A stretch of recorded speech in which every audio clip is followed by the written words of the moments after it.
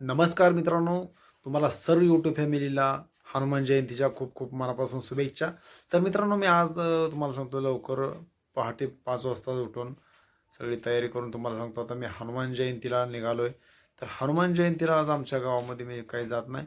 तर हनुमान जयंतीला मी 20 वर्षामधून पहिल्यांदाच आमच्या गावाच्या शेजारचं एक देवळे गाव आहे. तर त्या देवळे गावामध्ये मी निघालोय. तुम्हाला तिथली पूर्ण यात्रा दाखवतो, कसं असते काय असते.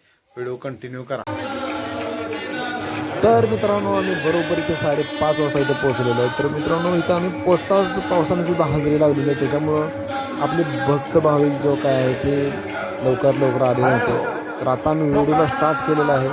तर आता बघा, हे सर्व भाविक असे उपस्थित राहिलेले आहेत हनुमान जयंतीनिमित्त. तर आपल्या ह्या गावामधल्या भाविकांपेक्षा बाहेरच्या तालुक्यातील जे भाविकांची गर्दी आहे तीच जास्त इथं पाहायला मिळते. तर असा हा आगळा वेगळा सोहळा असतो. प्रत्येक वर्षी इथं हनुमान जयंतीनिमित्त बाहेरगावावरून जास्त भाविक येत असतात. तर इथली पूर्ण तुम्हाला भाविक भक्त दाखवतो आहे आणि मंदिरातला सुद्धा परिसर दाखवतो. आत मंदिरात सुद्धा फुल्ल झालेलं आहे मंदिर. तर मित्रांनो, तुम्ही बघू शकता मंदिरातली भाविक भक्तांची गर्दी कशी आहे.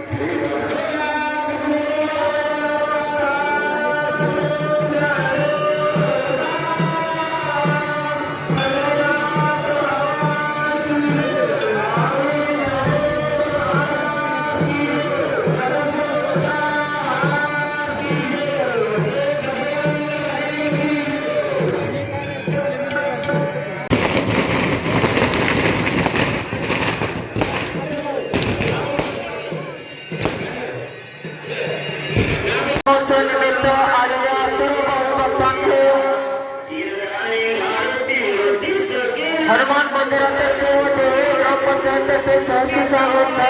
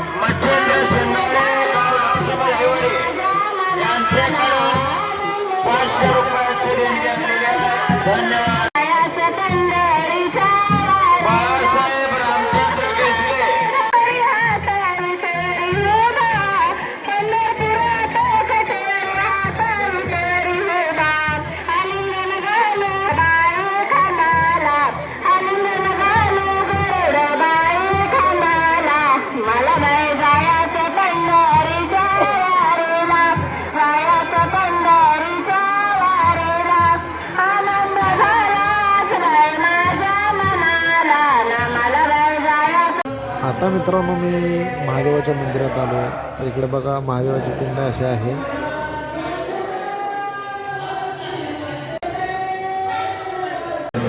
मित्रांनो, हीच ती मूर्ती जी रामदास स्वामी यांनी स्थापना केलेली ह्या मूर्तीची. ही हनुमानाची मूर्ती आहे, वाळूपासून बनवलेली आहे. बऱ्याच वर्षापासून ही मूर्ती आहे. तर